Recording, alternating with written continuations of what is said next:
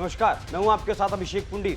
इसी साल जुलाई में जब अजीत पवार ने एनसीपी तोड़कर बीजेपी सरकार में शामिल होने का फैसला किया तो महाराष्ट्र की राजनीति में मानो भूचाल आ गया और कहा जाने लगा कि भतीजे ने चाचा को सबक सिखा दिया। फिर शुरू हुआ मान मनोबल और राजनीतिक खेल। तो आज हम अपनी राजनीतिक शख्सियत में इसी शख्स की बात करेंगे, लेकिन हम अजीत पवार की बात करें उससे पहले आपसे एक रिक्वेस्ट है, अगर आपको ये खबर पसंद आए तो खबर को लाइक करें और चैनल को सब्सक्राइब करना ना भूलें।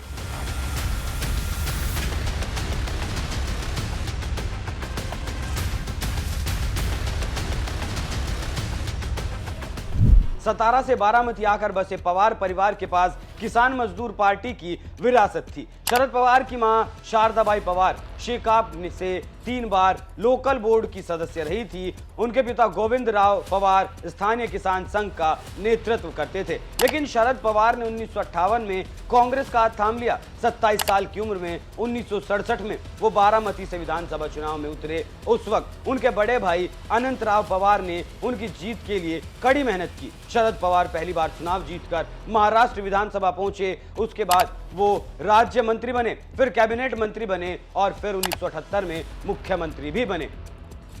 1969 में जब कांग्रेस दो फाड़ हुई तो शरद पवार और उनके राजनीतिक गुरु यशवंतराव चव्हाण इंदिरा गांधी के नेतृत्व वाले कांग्रेस गुट में शामिल हुए। 1977 में कांग्रेस जब एक बार फिर बंटने की कगार पर पहुंची तो शरद पवार और चव्हाण ने कांग्रेस यूनाइटेड का दामन थामा, जबकि इंदिरा गांधी कांग्रेस इंदिरा का नेतृत्व कर रही थी। साल भर बाद वो कांग्रेस यूनाइटेड का साथ छोड़ जनता पार्टी के साथ गठबंधन में आए और महज 38 साल की उम्र में मुख्यमंत्री बन गए। उसी परिवार से आते हैं अजीत पवार। शरद पवार की पीढ़ी से किसी और ने राजनीति में कदम नहीं रखा, लेकिन अनंत राव के बेटे अजीत पवार चाचा के साथ कदम ताल मिलाने के लिए निकल पड़े।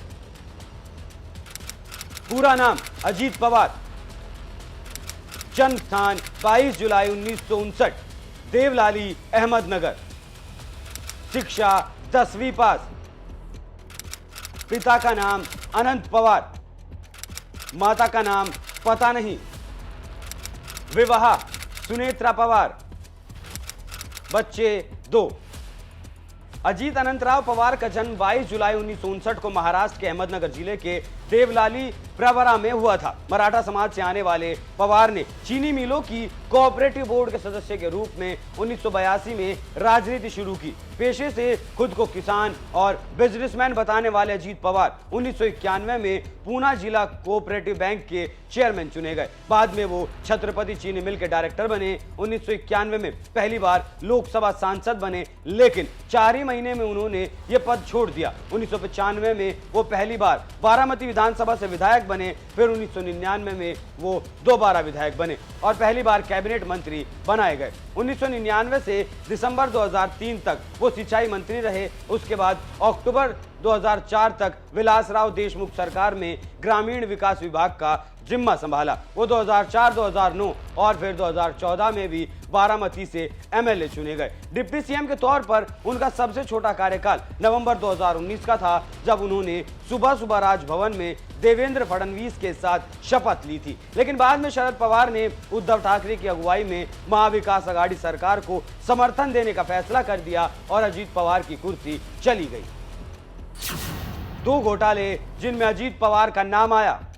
1999 और 2009 के बीच बांधों और सिंचाई परियोजनाओं के निर्माण में कथित भ्रष्टाचार का आरोप लगा। इस दौरान अजीत पवार जल संसाधन मंत्री हुआ करते थे।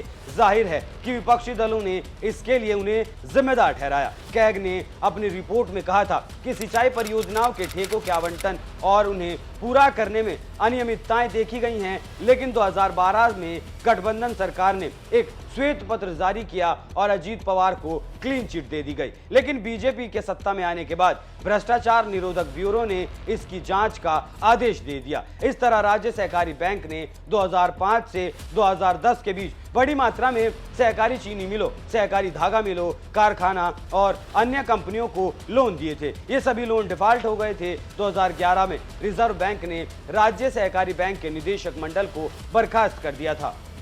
साथ ही सितंबर 2019 में उप मुख्यमंत्री अजीत पवार समेत 70 लोगों के खिलाफ मामला दर्ज किया गया। लेकिन बीजेपी के साथ आते ही अजीत पवार की किस्मत चमक गई और दोनों मामलों में लगभग वो बरी हो गए। 5 बार उप मुख्यमंत्री बने।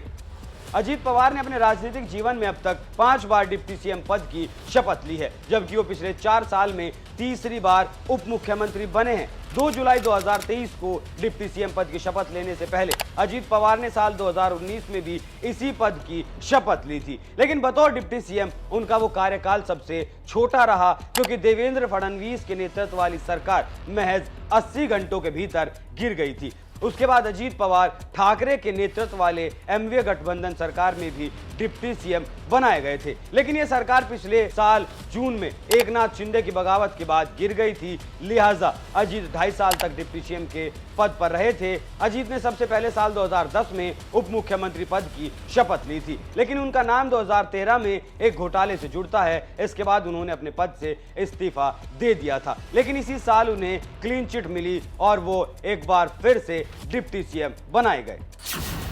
सुप्रिया सूले की एंट्री।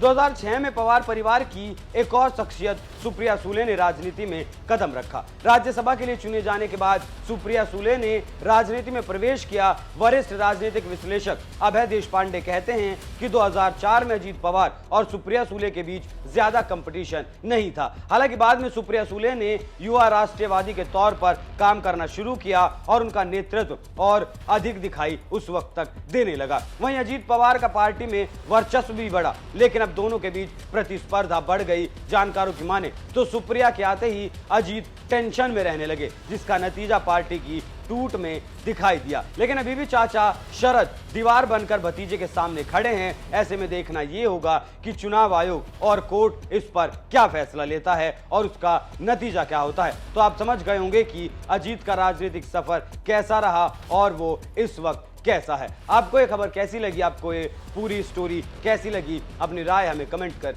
जरूर बताइएगा। नमस्कार।